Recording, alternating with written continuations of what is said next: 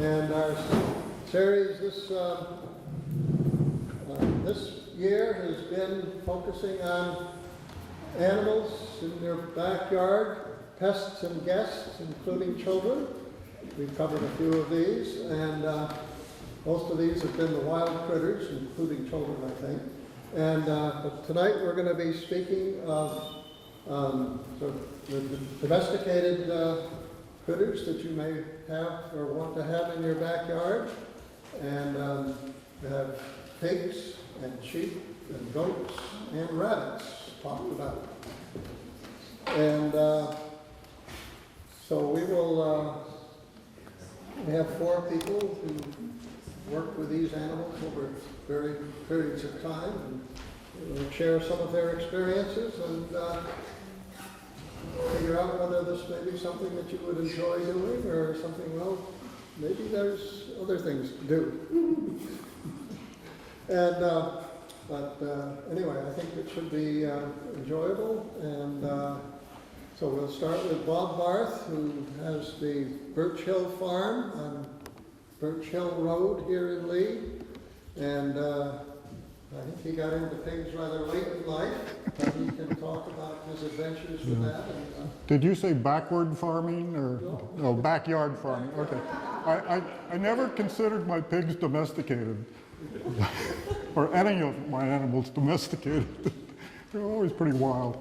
Anyway, hopefully you'll learn something from the other people who are speaking. You're going to learn almost nothing from me, but you might at least be amused by some of our inadequacies. I retired from medicine about 20 years ago, and 10 years ago we were retired, living out in Kittery Point, perfectly happy. I was born and raised in the wilds of Manhattan, barely ever setting foot on a farm. But I had this epiphany, unfortunately, perhaps, about 12 years ago.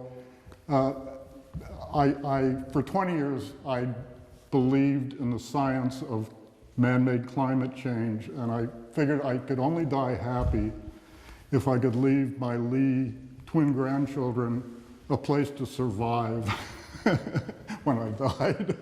So the answer obviously was a farm in Lee. Once the decision was made, it was about 7 days later we bought the farm. That's kind of the way we do things. And then the decision was, what do we do on the farm? Well, we initially rejected, we wanted to do sheep cheese. We wanted to raise sheep and milk them and do dairy, and we were going to do artisan cheese. And we even went to a neat cheese-making course up in Maine, and which was a lot of fun, but we realized that it would have taken half my retirement income just to set up the infrastructure to do that, so we blew that off. At that time, one of my sons up in Portland had arranged a vacation in Italy. So we just took off to Italy, but I took a farm journal with me. And sitting on the Mediterranean coast, the Amalfi Coast, one evening I'm reading the farm journal, and there's an article on extolling the virtues of heritage breed large black pigs. How great they are. They don't root, baloney. They're great mothers, they're very gentle. Anyway, 30 minutes later and 2 martinis later, we emailed the author, who of course was a breeder, and bought 2 pigs, a breeding pair of pigs from him. When we got back, we drove down to Missouri, hoping we might have a side trip to go see Dolly Parton, but we never made that because once the pigs were in the van, you know, we really couldn't leave them. And driving back, we thought we'd let them out every couple of hours to do their thing, but we realized they weren't housebroken. How could somebody sell us an 8-week pair of breeding pigs that wasn't even housebroken. Anyway, we got them home. They loved the ride. They seemed to love the ride, and then the deal was feeding them. We started out on grain, and thought grain is very expensive, and if we ever got into this, we really couldn't afford it. And so Maria started going to Pigs Fly up in York Bakery, and she wound up over 10 years, once a week, getting 200 loaves of Pigs Fly bread. Great bread, wasn't even outdated, still had two days to go. Piggies loved it. She, one time, when she was there, this was a little perk, I guess, she was in the truck waiting for the return trucks to come back, and this Massachusetts Mercedes came in with a very well-dressed lady, and she was lost, and Maria was sitting there on a pickup truck waiting for the return trucks, and the lady drove up to her and asked directions. Maria gave her the directions, she drove out. 5 minutes later, she came back. Dear, I want you to have it. She handed her a $20 bill. Maria didn't explain it. Well, she just gave her a big smile and thanked her. Humbly thanked her. Anyway, and while she was doing that, once a month, I would go over to Stonyfield Farm and pick up about 200 gallons of perfectly good yogurt, except the consistency wasn't quite right, in beautiful 5-gallon covered buckets that were very handy later on. And piggies loved yogurt. And then we also got fruit and vegetables a couple of times a week from Durham Market, which was a real eye-opener in the sense of realizing how much waste there is in the all these markets. So we got them not just from Durham Market, but just incredible barrels and barrels. We would get full crates of perfect bananas, you know, full, never even been opened, that kind of stuff. And then the packaging. We had to go through all this stuff, and I wanted to compost the stuff we didn't use. Piggies didn't like cucumbers, but here these damn cucumbers are individually wrapped in cellophane, you know, in plastic now, and just the plastic was awful. But anyway, that was an education to us. There's a lot of things that were just incidental educations to us, but it was a great diet for the pigs. They thrived on it. Weeks restaurant offered us their scraps, which we did not take because we didn't want to do meat or grease. And I think it pays off because their poop didn't stink. And I think it's meat, I may be wrong, but I have a feeling maybe it's meat and grease that does it, or else I just got used to it. But the neighbors didn't complain either, even on hot, humid days, so we figured maybe we were doing something right. Anyway, they thrived.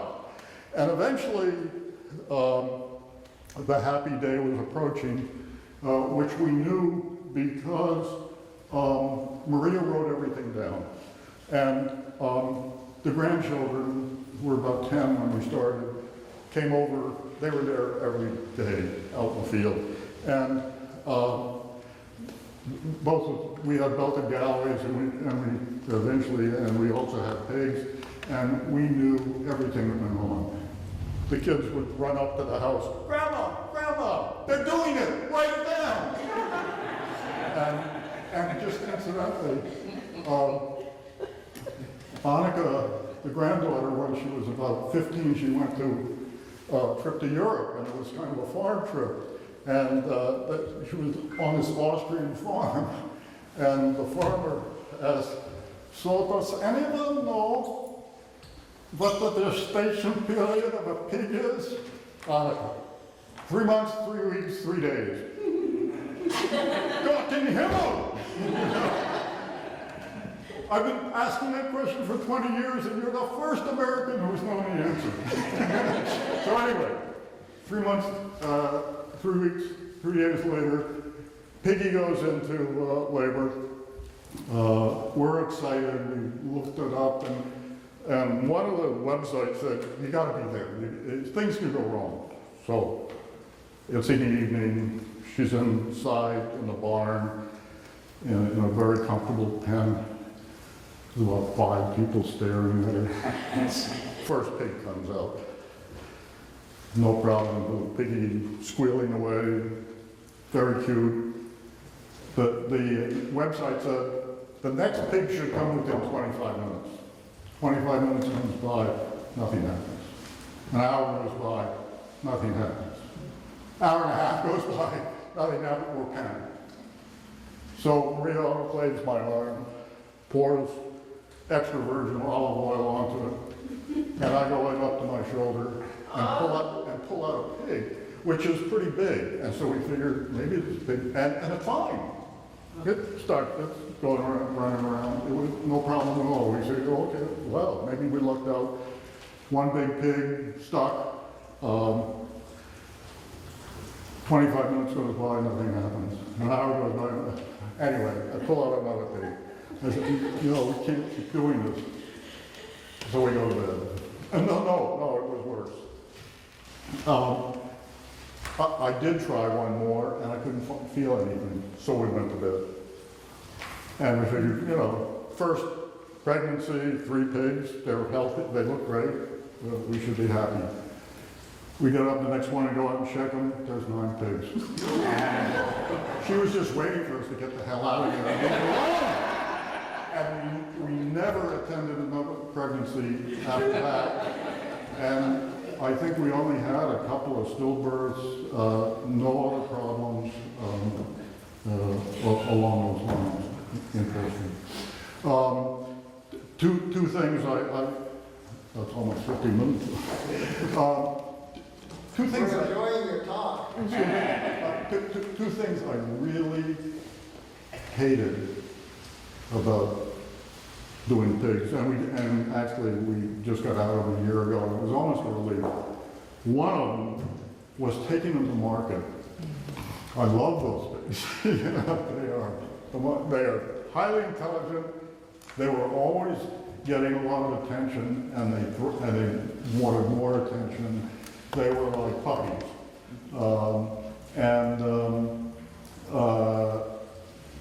So I hated taking them to be processed.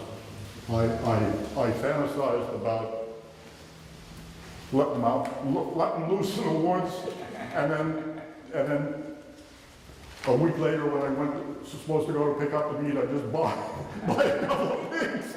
You know? I never did that, but I just hated passing them off to be processed.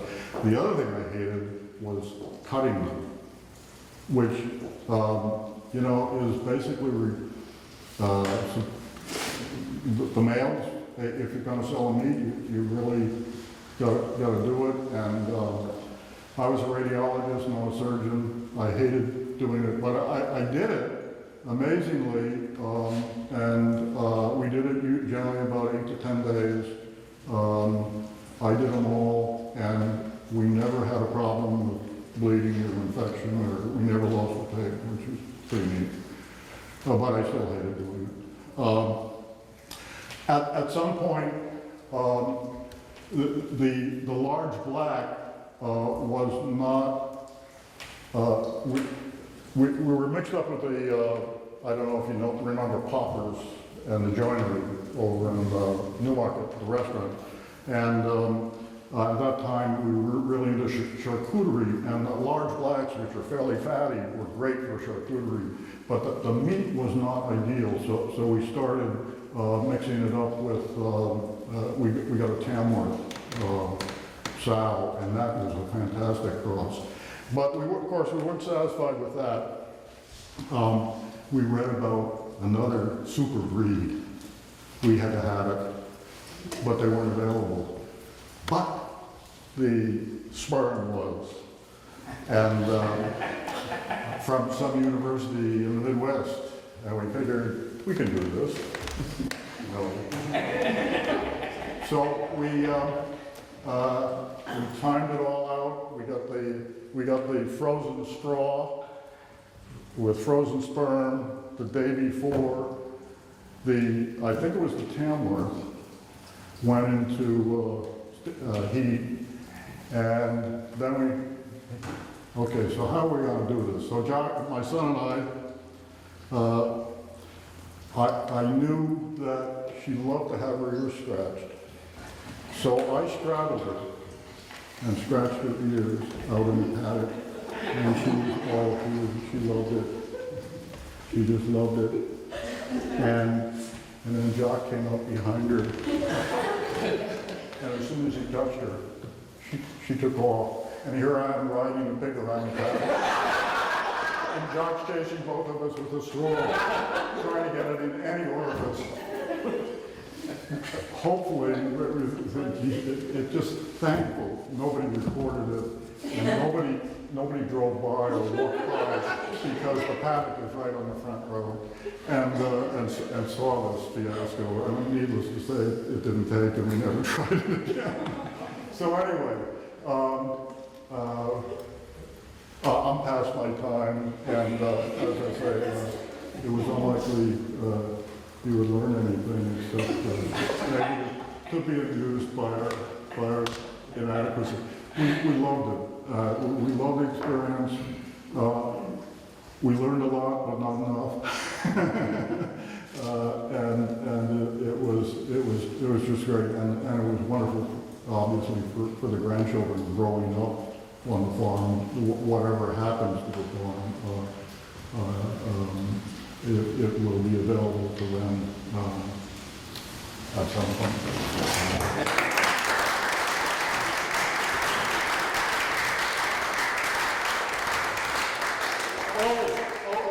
So I left out with the part you all know about of the goring.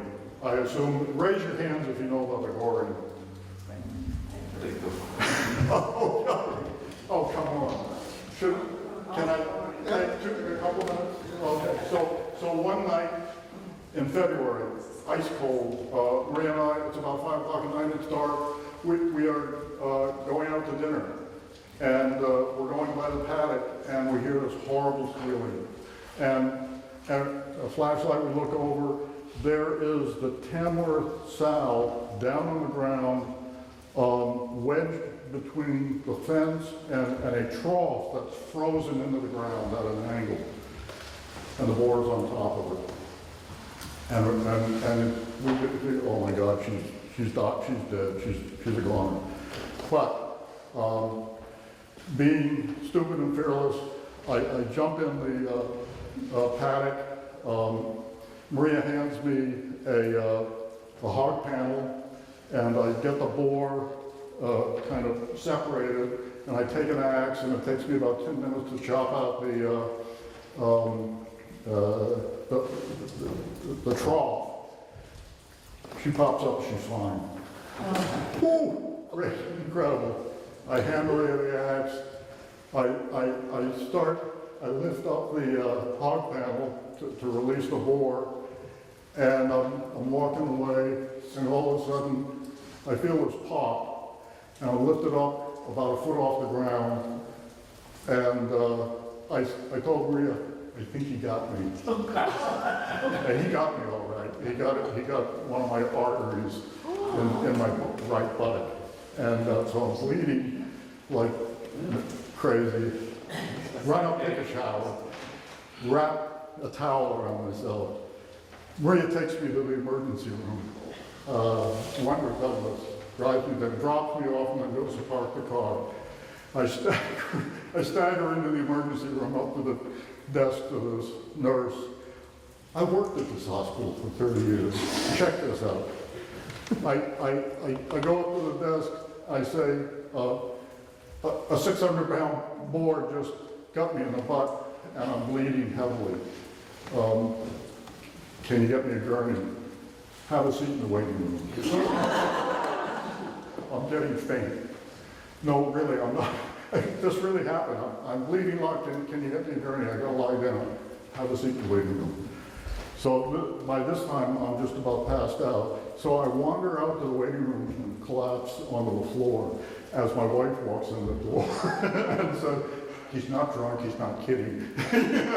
So anyway, eventually it got worked out, but that's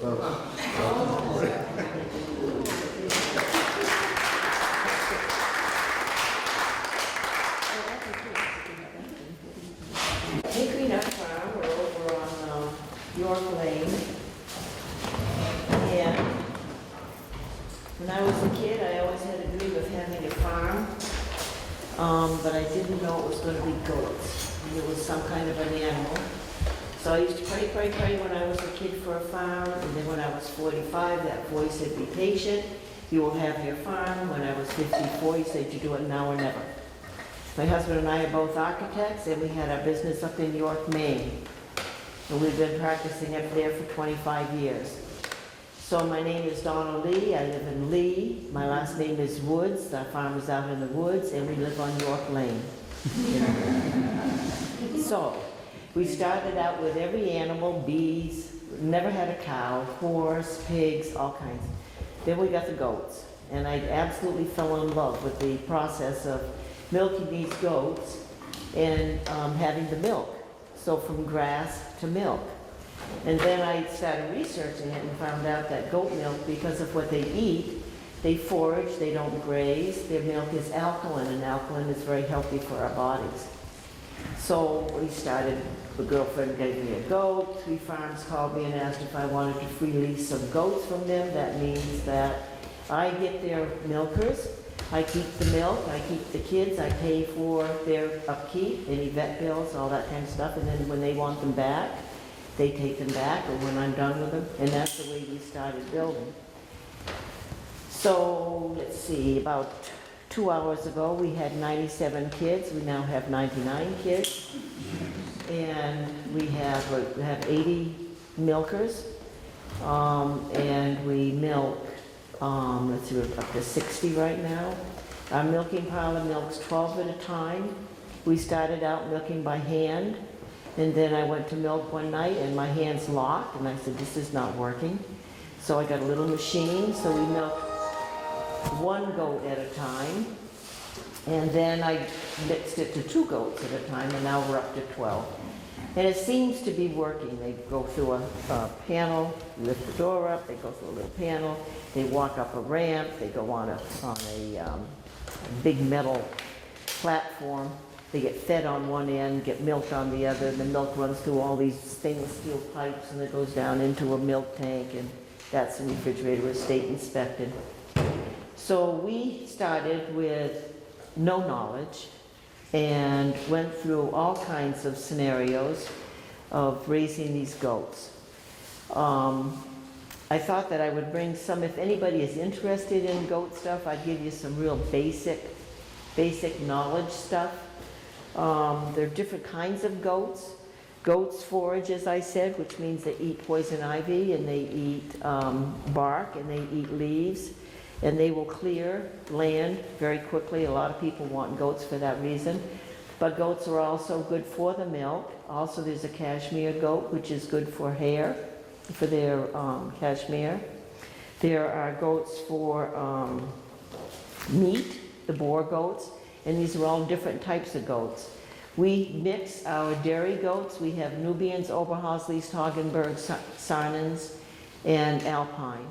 And we mix them so that we have the quality and the quantity of milk that we want for our cheese. So when we first started getting the milk, I started fooling around with the cheese, and I gave some to my husband. He said, "Oh my gosh, this is terrific." It looked like a piece of lace, so we call that one Lacy White. Then I had this vision one time standing at the kitchen counter that I would make a cheese that would be great for pasta that had a Parmesan. We don't do normal cheeses. We don't do cheddars. We don't do any of that kind of stuff. Goudas. So I fooled around with some cultures, and we made a cheese. I thought, oh my goodness, that's just the same cheese that I envisioned. So we call that Shabar, because Shabar is a tributary of the Euphrates River where Ezekiel saw his first vision. And then we also take the cheese and we make a terrine with a black ash. There's a picture of it there, and that gives you kind of an earthy, nutty. Point I'm just trying to get here is that I have never taken, I'm a biochemist turned architect, I've never taken a course in cheese making, and I don't want to do that. I want to be able to come up with our own. I don't want a voice in my head saying, you can't do that. You know, so I make a mistake, big deal. I just turn around, I figure out what the mistake was. So that's how we've grown all of this. So I've just been sitting here talking with Dwight, and of course he's got a few more years of experience than I have on this, and the little things that he says, you know, that's the way we learn with these animals. We could go on and on with all that, but anyway, okay, so now, worming is an issue with goats, right? We use natural wormers. We give it to them every single week, every Wednesday. A goat gets a teaspoon of, it's a wormwood kind of combination stuff. Goats have illnesses. You feel the end of their ears, and if the end of their ears are cold, there's a calcium deficiency. So we stick an inch of that in their mouth. All these things we've learned. If they get diarrhea, we use Pepto-Bismol. Minerals are very, very important to goats, very important. This is one type. We use 3 different types. We also use a sea kelp that I buy from the coast of Maine. Minerals, because our land is so depleted, they don't get selenium. You know, and you get the floppy kid syndrome, which means that the muscles aren't fully developed when they're born, and they really just flop around. So you do selenium stuff. They get their penicillin. We learned how to give shots. We do it right in front of the hind leg. We kind of make a little tent and stick a needle in. Of course, then the penicillin is a very large molecule, won't go in a small needle, so you have to have big needles to do the penicillin, and you know, it goes on and on and on, the training. We use these kind of collars for the goats. We don't use the metal ones, we don't use the fiber ones. And the reason we use these is because if they get caught up somewhere, then they break. These things break off, and then they don't get strangled. And then every goat gets a number. All the ladies get numbers, the boys don't, for obvious reasons. And they are all cataloged. We know who the father is, we know who the grandfather is, so we're like in the 4th or 5th generation now of goats. So so at this point now, where we are with the 99 kids, we'll probably only keep 20 of them, because we're at the point now where our herd is big. A group of goats is called a trip, where a trip of goats is big enough for us, for what we need. You know, because not only, as you were saying, not only do we raise all these animals, but we have to market them so that you can pay for the grain, you can pay for the pellets, you can pay for the oats, you can pay for the hay, their housing, all the vet bills, all these kinds of things. So that's a huge aspect of it. Not only do we have the animal husbandry thing, but we have the dairy thing, which is a product of the goats, and then we have a value-added product, which is the cheese, and then we have marketing. So this little dream that I had as a kid of having a farm, and now I just, you know, we do farmers markets from Boston up to York, Maine, as far west as Concord, and we'll do 10 to 15 a week, depending on what season it is. Yeah. And we do wholesale. We sell a lot to restaurants and high-end markets, you know, some down in Washington, that kind of thing. We do internet business. So one of the things of taking care of the goats is their hooves. It's extremely important that their hooves be done. We have a hoof kit here, and everybody who does the hoofs grabs the kit and you go off and you do it. We have first aid kits for the goats. We have emergency kitting kits for the goats. We have first aid kits for us, because you're clipping these things and you clip your fingers and all that kind of fun stuff. But this tape, we use this tape when we wrap it around. When we cut a hoof, we did a poor job, or we cut too far and it starts to bleed. A little kid came through the farm the other day and said, "Is this where Charlotte lives?" Because there are cobwebs everywhere, right? So we explained to her that the cobwebs are for when the goats get a real bad cut. We grab all these cobwebs and stick them in the cut, and it stops the bleeding right away. Yeah. So there are a lot of little tricks like that I even take cobwebs when I clean upstairs, or cobwebs, and put them in a bag and just keep them in the first aid tray. But you learn, we do the necropsy. If a goat dies, we'll do an autopsy on it to find out what's going on, and so that we can understand. Lots of times what we find when we do that is some of the organs aren't fully developed, like the lungs will be very small, or sometimes they're very fat. You don't realize that they're fat. They have a layer of adipose tissue, and that will put a goat down. Goats aren't as hardy as I thought they would be. When a goat goes down, they go down, and they could die within a day. And they're perfectly healthy. 1 minute, and the next thing so it's always kind of important to figure out what it is, why they've done that, so that we can try to stop it next time. We don't always come up with the right answers, but. So with the hooves are the cloven, so that it looks like that. And we put them up on the milking stand, put our knee under their shoulder, so that they're balanced, and then we clip the hoof, and you clip around the outside, and sometimes you have to clip a little bit of the sole of the frog part, the soft part on the inside, and you clip along the little back thing. But you do this you constantly watch the goat, you constantly watch them. So some of them are going to be different. We have to do them every month, sometimes every 3 months. But the hoofs are really important. And of course, we've just gone through all the pregnancy, and I don't like doing the hoofs when they're pregnant because it's taxing on them. So right now, we've got hooves that are not perfect. So we have to go and do them once they start kidding. Okay, now, feed, we use grain, we use oats. We get hay from Eric. I don't know, is Eric here? See that? Oh, it's right behind. And he drops off these huge, I don't know, what do they weigh, Eric? 700 pounds? Yeah. Yeah. The rolled hay, he drops off 3 to 4 a week. And we schlep this hay all over the place, fill all the feeders.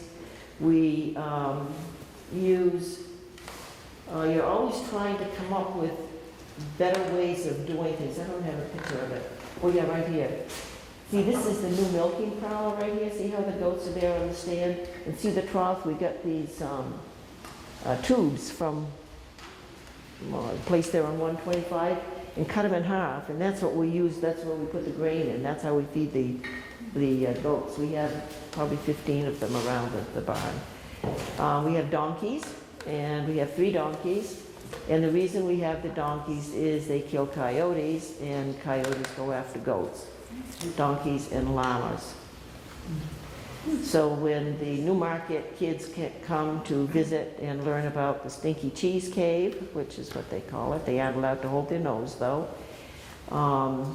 they ride a donkey, and they milk a goat, and they feed a goat with the bottles, because we start out feeding the babies with bottles, so that they bond with us and not their moms, because we're going to be dealing with them for the next 10 to 12 years. So the little kids come out and they ride the donkey around and fall off, and anyway. 90 kids were exhausted after that. A day and a half with all these monkeys running around, these little kids running around. Okay, water is extremely important, that the water is fresh. We water every day. We empty the troughs all the time, clean them out. Farming is not a job. It is not a profession. It's a lifestyle. And I have found that out. I would have never known what that meant before this, but it's a 24-hour thing. You're always listening. You're always tuned in. You're always asking Eric, what's the weather going to be? Because he's about the only one that knows what's going to happen. You're always, always, always constantly aware of those goats. Do we want to travel? No. Could we? Maybe. But, you know, we've done a lot of traveling as architects, so we just love it there, and we just choose staying right there. The only time really I get out is when I schlep this cheese all over the countryside to do markets. So I think my time is up. Are there any questions? Anybody have any interest in raising goats? If you do, yeah. If you do, come on out.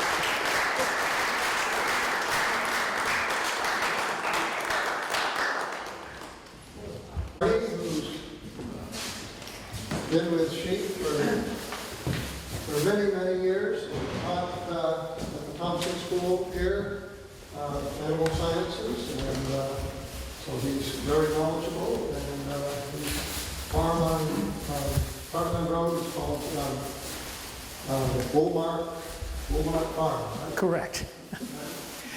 Yeah, everyone says I'm an expert, which I agree. All of you know what the definition of expert is? Yeah. What? Expert is a gone by grip under pressure. Well, there's a better one, I think, is X is a has-been, spurt is a drip under pressure. So I'm an expert. I started in on a small dairy farm back in the 50s growing up. And my dad could make a living, even though it was part-time, when they required a bulk tank instead of the 40-quart jugs. So he sold out the dairy cattle, and we started in with sheep in, I believe it was 1956. And I started my experience with sheep at that time through 4-H.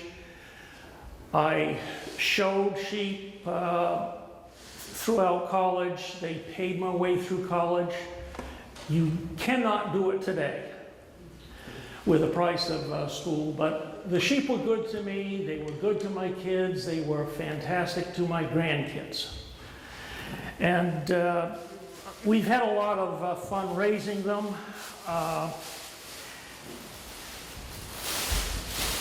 Right now, if you wanted to start raising sheep, you have roughly 65 to 70 breeds in the U.S. to select from. When I say 65 to 70, it is a judgment call on certain breeds. The best example is that we have raised Border Leicesters for a number of years. Now, Border Leicesters, we typically think of being a white fleeced sheep. But there is a black gene, or a black factor, found in most species of animals. The Border Leicester divided these, so we now have the white Border Leicester and the natural colored Border Leicester, which is black, silver, or gray. My granddaughter and my wife fell in love with the natural colored, so we got out of the white Border Leicesters and started in on the natural colored, or the black. So the association considers them one breed, but yet there are two associations, white Border Leicester and natural colored. So that's where the numbers are going to vary when we define what a breed is. If we just start with some of the basics of raising sheep, I think one of the biggest problems that we see is that many people decide, well, I'm going to get a species of animal. They'll buy it. And then, oh my God, how do I take care of it? What do I do? So you need to do a little bit of homework before you buy your first sheep. A, you need to decide what's the purpose. Is it going to be for meat, milk, wool, or just pleasure, or a dual purpose? Whatever you want to decide, because there are certain breeds that will fit into each one of these categories. Then what you need to do is to decide, what about shelter? Sheep need to have facilities. And God forbid today you have more and more issues with certain animal rights groups that if they see a sheep or a horse or a cow outside in the snow, and there may be 3-4 inches of snow on the animal's back, that animal is suffering. So you report it. Now, if you just think back, if the animal is suffering, probably that snow would be melted. The animal is wet. If the snow is still on the back, that means they have a good hair coat or a good wool fleece that is protecting, it's insulated. So they're fine out there. Now, if there's sleet, ice, driving wind, then the animals may need more protection. But if we look at a typical building, most of the experts or producers recommend a minimum of 20 square feet per adult sheep. That would be for housing your animal. If you have babies, you may want 30 square feet for each ewe and lambs. You can have a dry lot, meaning you just fence off an area and it may be gravel or stone dust or something, and you bring 100% of the feed to them. If you're fortunate enough to have a few acres of grassland, you can put the sheep on pasture. And depending upon what that grass is and how well it's maintained, a good pasture should be mowed once or twice a year to keep the weeds down, to keep the grass at the correct height for the sheep. They like maybe 3 to 5 inches in height maximum. They don't want grass that's standing this high. So if you spend some time manicuring the pasture, that helps. If you are going to purchase hay from Eric, how much hay do I need to buy? A rule of thumb that is pretty much across the board for beef cattle, sheep, goats, and even horses is we use a generic term of 1 to 2 pounds of hay per 100 pounds of body weight. So if you have a 200-pound sheep, you would need to be feeding her probably 2 to 4 pounds of hay during the day. Now that could be divided into 1, 2, 3, or 4 or 5 feeds, immaterial, as long as they get sufficient hay. Then how many bales of hay do I buy? Am I going to buy the small square bales that Eric may produce? That may be the easiest if you have just a few animals.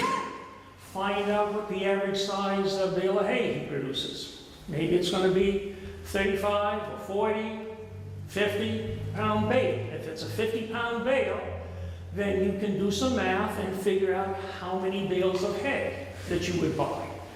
And we typically, or I always recommend, if you have a pasture, you always want to have at least 9 months hay supply to feed these animals. The other 2 to 3 months or 4 months that they can graze, it may be a bonus so you don't have to buy or feed as much hay. You're better off, in my mind, is to get on Eric's case and say, I want all my hay by the end of the summer. Put it in the barn so that you have it, rather than going to the feed store every week and buying 1 or 2 bales of hay. If you buy 1 or 2 bales of hay, it may cost you $10 to $15 for that bale of hay at the grain store, or you can buy your bale of hay off from Eric. What would be the average price of your hay? You $10 to $15. It probably would be $5, $6, or $7 a bale, depending upon the quality of it. Have the hay in storage, rather than buying it every day. And we always recommend about 300 cubic feet of space per ton of hay. Ton is 2,000 pounds, so you can figure average weight of the bale into 2,000 pounds, and that will help you decide how much storage you're going to need. We feed grain anywhere from a half a pound a day to as much as 2 or 3 pounds a day if the ewe is lactating, meaning she's given birth and she's raising 1, 2, or 3 lambs. So we try to feed her to grow the lamb out. One of the interesting reference books that I enjoy looking at is New Hampshire Agriculture. This is volume 15, 1937, 1938. And just gives you some of the facts and figures of the number of sheep in New Hampshire during that year, what the average weight might have been previous years, and one of the earlier books, which I have, is 1856, which talks about the state fair, the 10th state fair in New Hampshire that was held in Dover, on the corner of Silver Street and Garrison Avenue.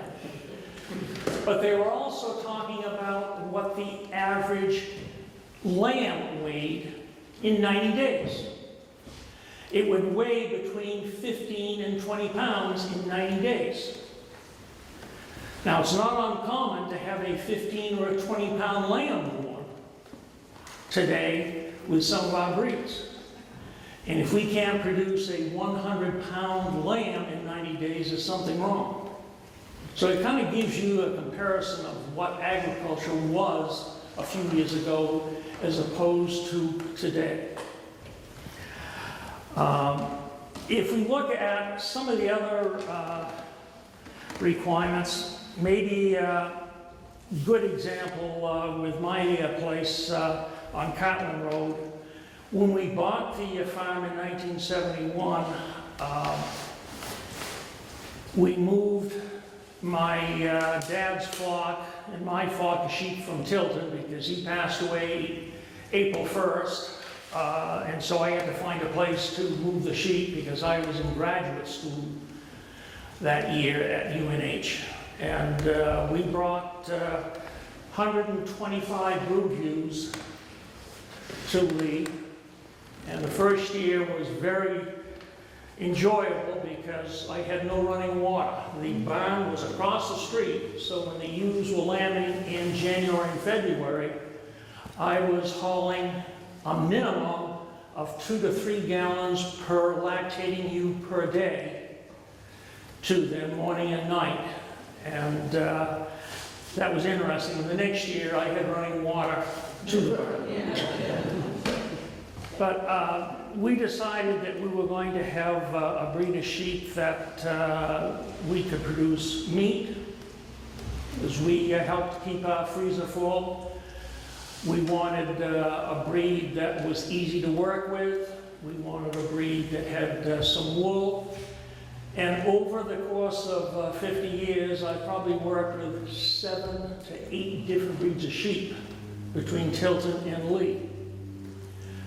Right now, we are down to 2 breeds, and I have just 10 brood ewes because the kids and grandkids are too busy, and I'm at the point I can't do the work I used to. So it takes me 2 to 3 times as long to get 1/3 as much work done in a day.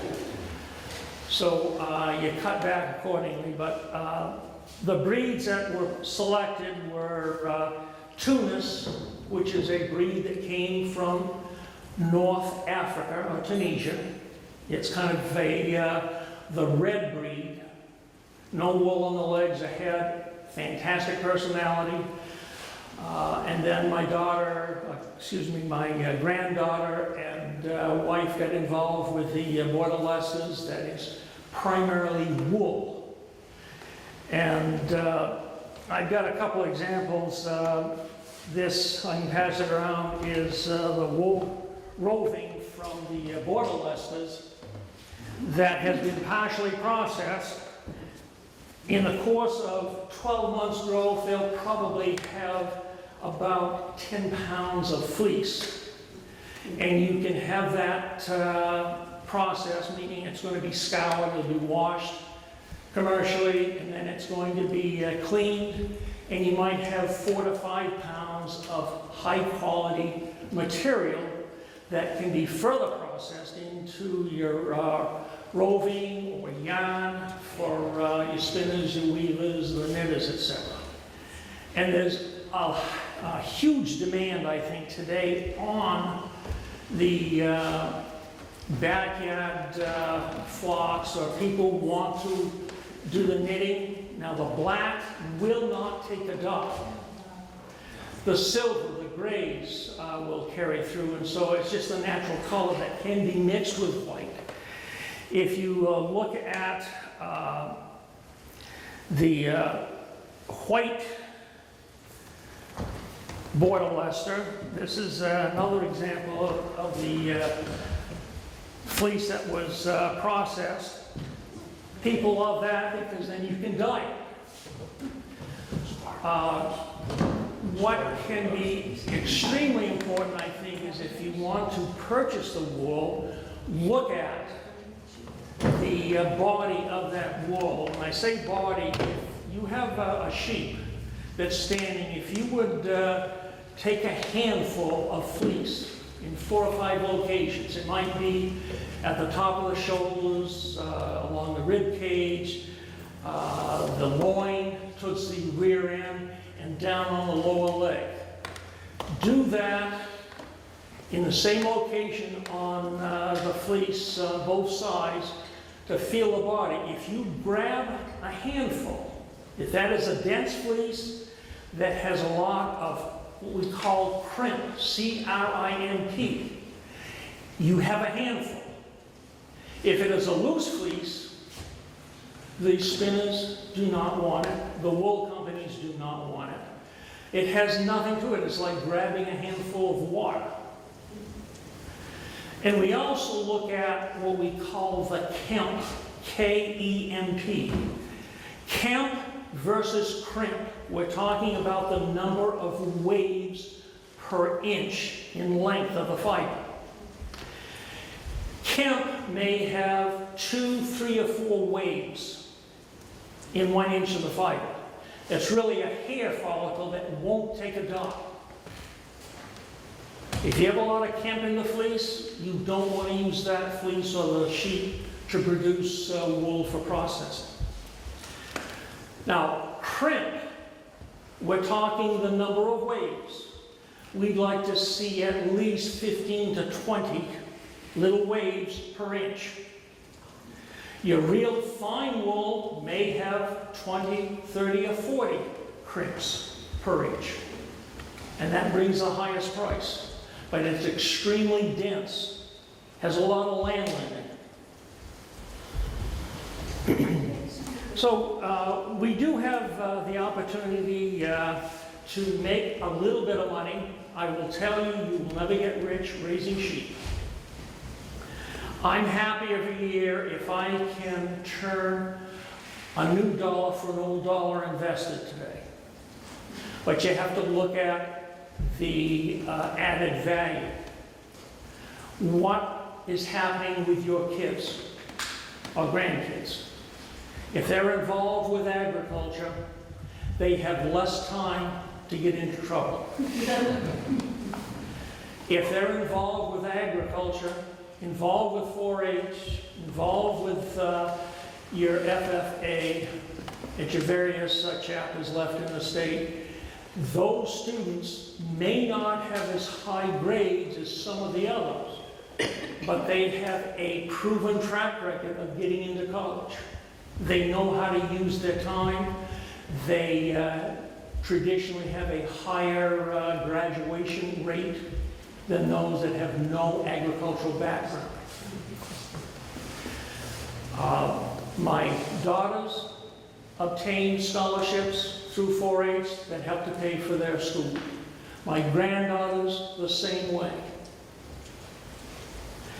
And what value can you put on that? Besides, they kept the land open for me, it gave me something to do, they didn't talk back at me, they didn't give me grief like two-legged animals. If we look at, I may get, I'm close, all right, cover a couple more. If you're going to have sheep, make sure that you have a good boundary fence. Good fences make good neighbors. And a good neighbor is going to have a good fence. Because nothing irritates a neighbor more than to have their garden coming along very nicely, or their flowers coming along very nicely, and have the animals get out and prune them. And sometimes wives can get very upset if their flower garden is pruned. Right, Eric?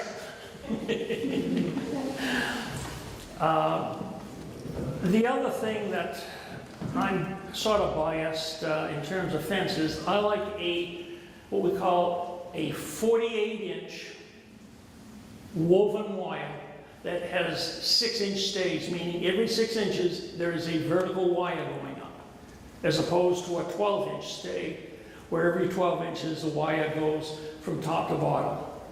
12-inch stay, the sheep and the goats can put their head through, get caught in the fence. 6-inch stay, they seldom get caught in the fence. It helps to keep the animals in. It will help to keep dogs and coyotes out. Bears are becoming more of a problem in certain parts of the state. So if you're in an area that there's a real problem with coyotes and bear, you may want to consider your high tensile electric fence. And then you can have the same 4 or 5 foot high fence with wires going horizontal or parallel to the ground. And when you have 8 to 10,000 volts going through, it gets the animal's attention. It also gets the attention of two-legged animals. People will tell you when you work on the fences, you unplug them. I always felt I didn't need to. I knew what I was doing. So after you get nailed once or twice by the electric fence, then you decide to unplug the Energizer, and then you can work on your fence, and then you plug it in when you are finished. But when you have them properly grounded, you can actually see a spark that will jump from the fence to a moist nose or moist tongue of the animal. And it's very effective. Just food for thought. How much time? If I talk too long, I have a problem. I usually talk too much. People are saying you have.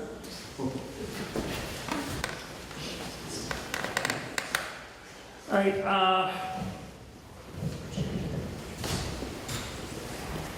maybe in just to sum it up, no matter what species that you want to get involved with, I don't care if it's pork, lamb, beef, goat, bees, they can be fun. I've worked with bees, I've worked with pigs, I have worked with sheep. The dairy, equine, I still fell in love with the sheep. And don't let anyone ever tell you that animals are dumb. Because they'll prove you wrong every single day. What you put into them, you will get out. You can go in there and handle them and make pets of them, so you have to push them away.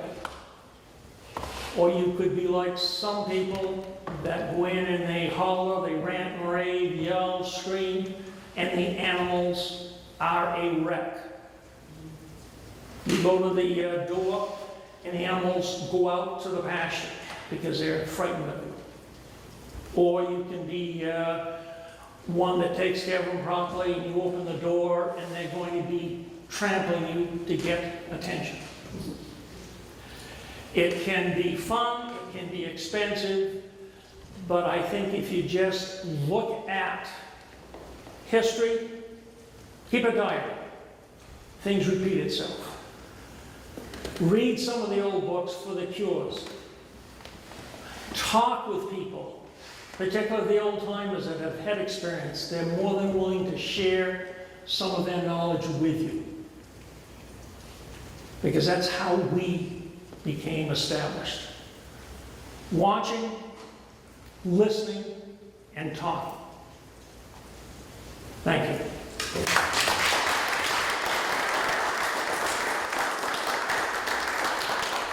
Take it from there. I'm Theo McGant. My wife, Eleanor Kane, was unfortunately not able to be here tonight, but that means you're kind of getting the second string here, I guess. And she's the brains, and I'm the muscle, I guess. So I don't have a lot of information in terms of actual numbers, like weights and stuff like that, but I can basically tell you a lot of the experience that we've had with rabbits, and yeah, there you go. Give it a try. And I brought a few photographs. I'm 36 years old, which technically makes me a millennial. So I'm kind of right on the edge of it, though. But my generation, we take a lot of photos, and we use the internet for knowledge gathering. I mean, that's really where we gained a lot of the basic information about this, is searching online. The other place is talking to people, you know, especially when we started trying to look for breeding stock. That was just talking to the guys that are raising rabbits is really helpful. I think it's definitely true with other species as well, but we found it especially helpful with rabbits. And one of the big reasons why is because rabbits in today's world are kind of farm animals and kind of not. You know, my understanding was that before World War II, almost everybody had a hutch of rabbits in their backyard, and it was a very common thing to be raising rabbits and just eating them. But after the war and the rise of the supermarket and so on, everybody kind of let the rabbits go, and they're still alive and well as pets. If you go to any of the fairs around here, there's a huge variety of different breeds of rabbit. But there are very few breeds that are really specifically for meat. So we have two. One is the silver fox, and the other is the New Zealand. There's a couple other giant breeds that they're called. This is Not going to work. We're just going to format the drive. Yeah, sorry. Not gonna reformat. It's not going to work. So Sorry. yeah, we're more technological issues, I guess. So You need an operating system from this century.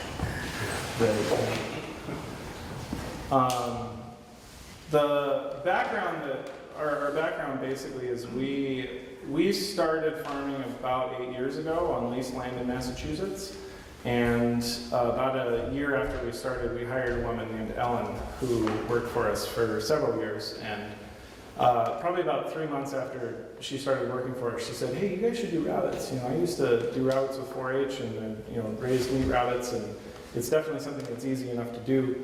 And we said, "Yeah, that would be great, but we have a lot of other things going on. We have sheep and goats and chickens and pigs, and and vegetables, and it's just too much." But what we told her was, if you want to raise rabbits, you can, in your off time, basically raise rabbits, and if you want to sell them at the farmer's market, with our label, you can. And so she did. She got a few rabbits. She went and got a couple hutches. She didn't ever actually sell any. She only raised enough, basically, for all of us to eat. But we learned a lot just from watching her. And one of the biggest things that we learned is that rabbits dig.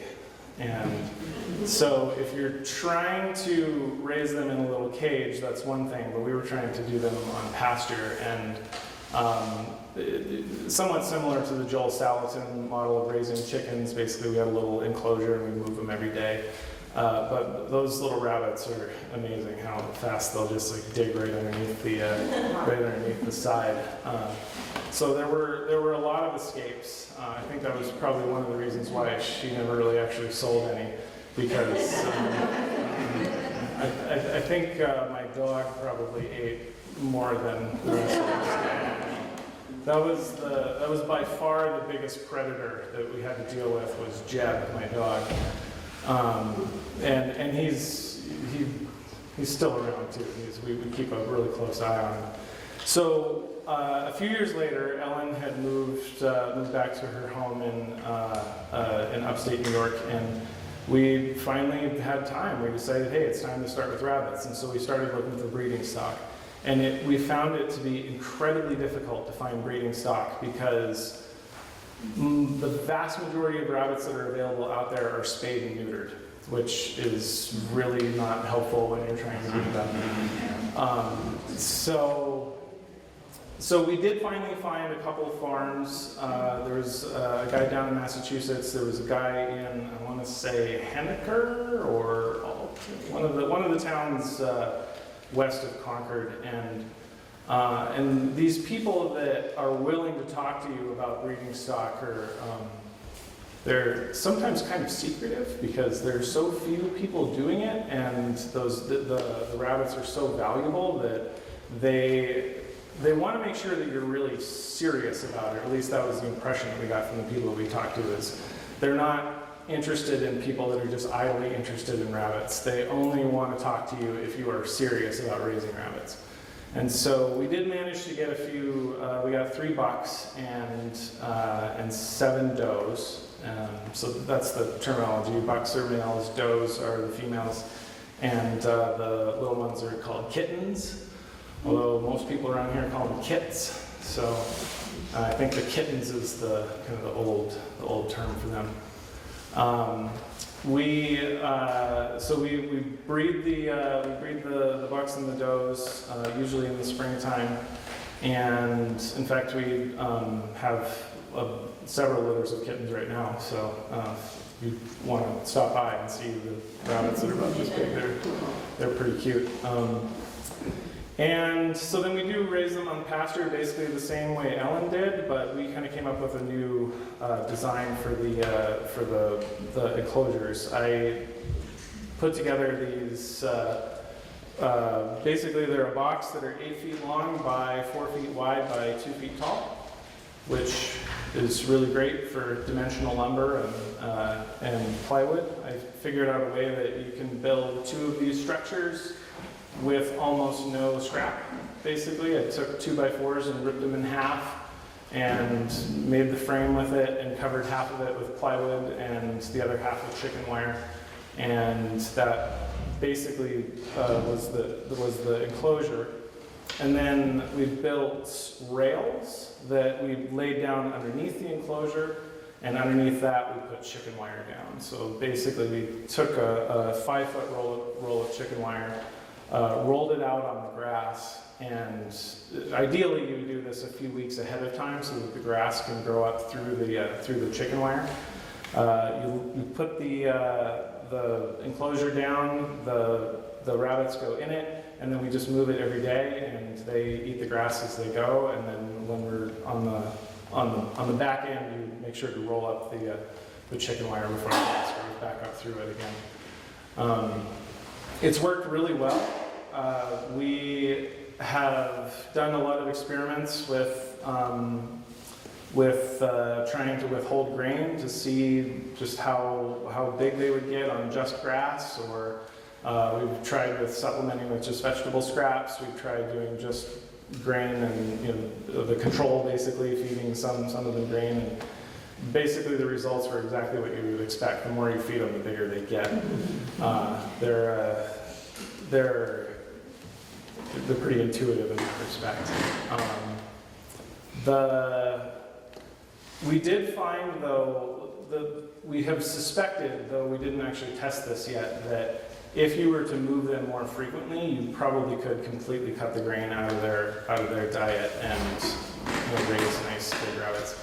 It's also kind of an interesting discussion because we're raising them to sell them. We're raising them, trying to get them as big as we can, as fast as we can. And for a backyard operation, that would be, it's a little bit of a different goal there. So I think you could be a little bit more loose with exactly what you're doing. They don't dig through the chicken wire, which is great. They do manage to stay in. The enclosure that we built was great. It worked fantastic. They didn't really get out. We did sometimes have to jam up the holes if the ground wasn't exactly even. But we found it to be somewhat labor intensive. And the first year that we did this, which was 2 years ago, we raised 2 litters, and I think we ended up selling 10 rabbits total, and we ate probably 6 or 7 of those. Or we ate 6 or 7 and we sold an additional 10.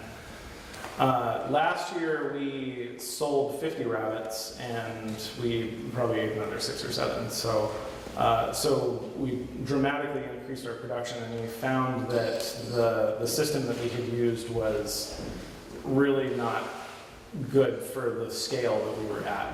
It's perfect for a backyard operation. Like if you just wanted to raise some for yourself, or you wanted to, something for the kids to do or something like that, it's really great for that. But not as great if you're trying to scale it up like we were. So we are trying something new this year, and we'll let you know how exactly it goes. Basically, we've taken about a 1/4 acre that's on the backside of our vegetable field. It's a little corner of the field that it doesn't really get used. It's kind of shady. And we've fenced it in with a pretty intense sheep fence, and we haven't done this yet, but we're going to dig a trench and bury a little bit of chicken wire so that they don't burrow underneath the fence. And the theory is, we've read about this, that people have done this apparently, that if you give a number of rabbits plenty of space and just let them build their own warren, they'll just do it for you. Like, you don't have to do the breeding schedule that we've done. They just breed, and just every once in a while you have to keep an eye on them basically, and every once in a while you go in and harvest a certain number of the, thin out the population basically. If you've ever read the book Watership Down, there's a part in that book where they encounter a group of rabbits that are basically farmers doing that. They live near a farm, and the farmer drops off vegetables every day, and they go and eat the vegetables, but every once in a while one of them disappears, and that's kind of, it's a little macabre, I guess, if you think about it that way. But so we're going to try that this year. We'll stay tuned. We'll let you know how that goes. But for the time being, the moving hutch method definitely works really well. As far as cooking them and eating them, basically they're like a chicken almost. They're about the same size as a chicken. You can use any recipe that you would use with the chicken. We've made fried rabbit just like you would make fried chicken. We have a number of different recipes with mustard and garlic, and stews, of course. We've made jug rabbit. They're very tasty, and they're very lean, and we've read this, and we've also confirmed this basically based on the feeding rates for a lot of our other animals, that they have an extremely good conversion ratio. The number of calories you feed them to the number of the number of pounds of meat that you get back is very good. But that is if you are raising the larger breed rabbits. The smaller ones, which is the vast majority of breeds out there, you can eat them, but it's sort of like eating a squirrel or something like that. There's just not much meat on them, and the meat is really, really stringy and tough. But these bigger breeds that are bred for eating are, you know, they're very good. They're definitely a hit for us. You know, we've enjoyed them. One thing that we have run into a little bit is I think you mentioned this, the activists. And we raise a lot of different animals, and once in a while at a farmer's market, somebody might say something about them being a vegetarian and don't agree with eating meat. But the rabbits, for some reason, hit a chord with people. And we have had a number of people come to our door and knock on the door and ask if they can take our rabbits away. And, you know, the first time it happened, I was like, well, I mean, yeah, we have some in the freezer that you can buy. And they're like, no. We want to take the live ones. And we're like, I don't think, once I finally figured out what was going on, they were basically activists, and they wanted to take our rabbits to a shelter, I guess, or a home of some sort. And I was polite. I didn't laugh right in their face, but I kind of wanted to, I guess. But it is something that we're very concerned about, trying to make sure that we're being respectful to people's beliefs, and with rabbits, for some reason, it's really hard. And I think it just has to do with the fact that they're cute. They're just really charismatic little balls of fur. They're pets, yeah, exactly. And so for some people, it's very difficult to wrap their mind around the idea of eating a rabbit. It's almost like eating a dog or something like that. They just don't, it just doesn't compute. But rabbits, they're prey animals, just like sheep and goats and all of the others. They have a lot of the same issues that we have with sheep and goats. They're, you know, most of the trick to raising rabbits is just stress management. Just, you know, trying to replicate an environment for them that they're used to and that they're comfortable with, and not handling them any more than you really have to. Of course, we're also not doing dairy, where you're trying to handle them. You know, you're trying to bond with them. But with the rabbits, they really don't. They don't like to be handled. And we found that with breeding, is that when they're really stressed, it's really difficult for them to breed. So there's the old adage about how rabbits breed. They're somewhat true, but also not in some cases. They're very, very sensitive to stress, and even sometimes just having the dog around, just kind of, you know, just being nearby is stressful for them. So yeah, that's it. Any questions?